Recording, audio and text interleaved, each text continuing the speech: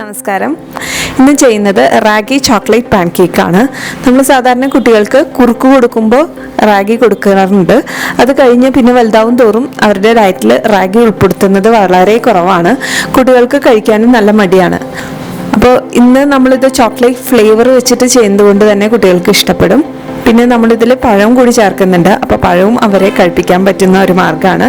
സിമ്പിളായിട്ട് നമുക്കിത് ഉണ്ടാക്കിയെടുക്കാം. അപ്പോൾ ഇത് എങ്ങനെയാണ് ചെയ്യാമെന്ന് നമുക്ക് നോക്കാം. ആദ്യം മിക്സിയുടെ ജാറിലേക്കാണ് നമ്മളെല്ലാം ചേർത്ത് കൊടുക്കുന്നത്. അപ്പോൾ പെട്ടെന്ന് ആക്കി എടുക്കാൻ പറ്റും. ആദ്യം മിക്സിയുടെ ജാറിലേക്ക് ഒരു മുട്ട ചേർത്ത് കൊടുക്കാം.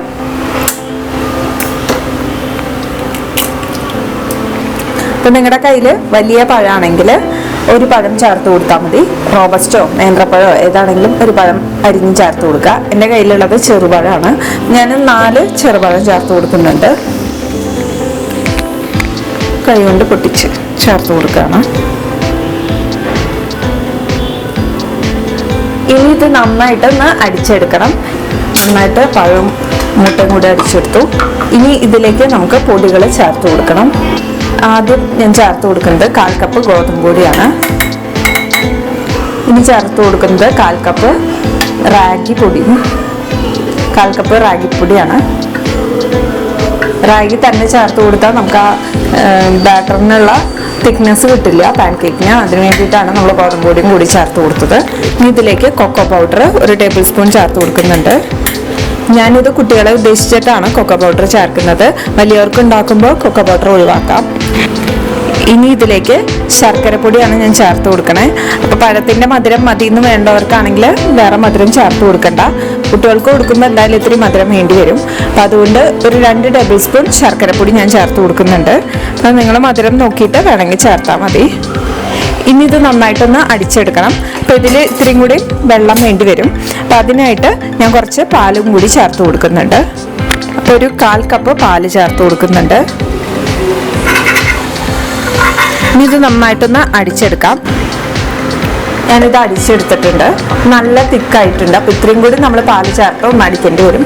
അപ്പോൾ മധുരം നല്ല കുറവാണ്. നമ്മൾ കൊക്കോ പൗഡർ ചേർത്ത് കാരണം അതിൻ്റെ ഒരു കയ്പ്പ് മുമ്പിൽ നിൽക്കുന്നുണ്ട്. അപ്പോൾ അതുകൊണ്ട് ഞാനൊരു 2 ടേബിൾ സ്പൂണും കൂടി ശർക്കരപ്പൊടി ചേർത്ത് കൊടുക്കുന്നുണ്ട്. വലിയ പഴമാണെങ്കിൽ ഇത്ര പാല് ചിലപ്പോൾ ചേർക്കേണ്ടി വരില്ല. അപ്പോൾ എല്ലാം നോക്കിയിട്ട് ചെയ്യണം. ഇതിലേക്ക് ഞാൻ 1/4 കപ്പും കൂടി ചേർത്ത് കൊടുക്കുകയാണ്. അപ്പോൾ ടോട്ടലായിട്ട് 1/2 കപ്പ് പാലാണ് ചേർക്കണേ. ഇനി ഇത് നന്നായിട്ട് വീണ്ടും ഒന്ന് അടിച്ചെടുക്കാം. ഇതിപ്പോൾ ഞാനൊരു ബൗളിലേക്ക് മാറ്റിയിട്ടുണ്ട്. ഇപ്പോൾ കറക്റ്റായിട്ടുണ്ട് കൺസിസ്റ്റൻസി. അത്ര തിക്കുമല്ല അത്ര ലൂസും അല്ല. നമുക്കൊന്ന് ഒഴിക്കാൻ പറ്റുന്ന ആ ഒരു തിക്നെസ്സിലാണ് വേണ്ടത്. ഇതൊരു 5 മിനിറ്റ് മാറ്റി വെച്ചതിന് ശേഷം നമുക്ക് പാൻ ചൂടാക്കി ചുട്ടെടുക്കാം പാൻ കേക്ക്. ഞാനപ്പോൾ പാൻ കേക്ക് ഉണ്ടാക്കാനായിട്ട് പാൻ വെച്ച് നന്നായി ചൂടാക്കിയിട്ടുണ്ട്.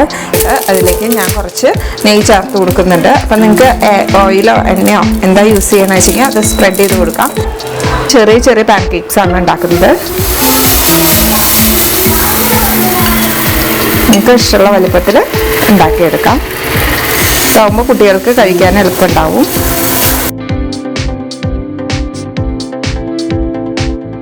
ഇതൊന്ന് നന്നായിട്ട് കുക്കായി വരട്ടെ. മീഡിയം ടു ലോ ഫ്ലെയിമിൽ ഇട്ടിട്ട് കുക്ക് ചെയ്യാം. ഞാനിതൊന്ന് അടച്ച് വെക്കുന്നുണ്ട്. അടച്ച് വെച്ച് കുക്ക് ചെയ്തെടുക്കാൻ പോവാണ്. നമ്മൾ റാഗിയൊക്കെ ആയതുകൊണ്ട് ഇത്തിരി കുക്കായി വരണം. അപ്പം അതുകൊണ്ട് അടച്ച് വെക്കുന്നതാണ് നല്ലത്. ഇതാവാൻ തുടങ്ങിയിട്ടുണ്ട്. ഞാൻ പതുക്കെ ഓരോ സൈഡായിട്ട് മറച്ചിട്ട് കൊടുക്കുകയാണ്. ഇനിയിപ്പോൾ ഇത് ഇത്തിരി കൂടി ഫ്ലഫി ആയിട്ട് വേണം എന്നുള്ളവർക്കാണെങ്കിൽ 1 ടീസ്പൂൺ ബേക്കിംഗ് പൗഡർ ചേർത്ത് കൊടുക്കാം. അപ്പം നല്ല ഫ്ലഫി ആയിട്ട് കുറച്ചും കൂടി പൊന്തി വരും. അപ്പോൾ നമ്മുടെ പാൻ കേക്ക് റെഡി ആയിട്ടുണ്ട്. പ്ലേറ്റിലേക്ക് മാറ്റുകയാണ് ഞാൻ. പെട്ടെന്ന് ഉണ്ടാക്കിയെടുക്കാൻ പറ്റുന്ന ഒരു പാൻ കേക്കാണ്. ബ്രേക്ക്ഫാസ്റ്റ് ആയിട്ടൊക്കെ കുട്ടികൾക്ക് കൊടുക്കാൻ നല്ലതാണ്. അപ്പോൾ പഴം കഴിക്കാത്തവർ തന്നെ പഴം കഴിപ്പിക്കുകയും ചെയ്യാം. ഇത് കുട്ടികൾക്ക് മാത്രമല്ല വലിയവർക്കും ഉണ്ടാക്കി കഴിക്കാം. ബ്രേക്ക്ഫാസ്റ്റ് ആയിട്ട് സിമ്പിളാണ്. അപ്പോൾ എല്ലാവരും ഒന്ന് ട്രൈ ചെയ്ത് നോക്കിയിട്ട് ഫീഡ്ബാക്ക് അറിയിക്കും. ഇനി ഇതുപോലെയുള്ള റെസിപ്പീസായിട്ട് ഞാൻ വരാം. അതുവരേക്കും നന്ദി, നമസ്കാരം.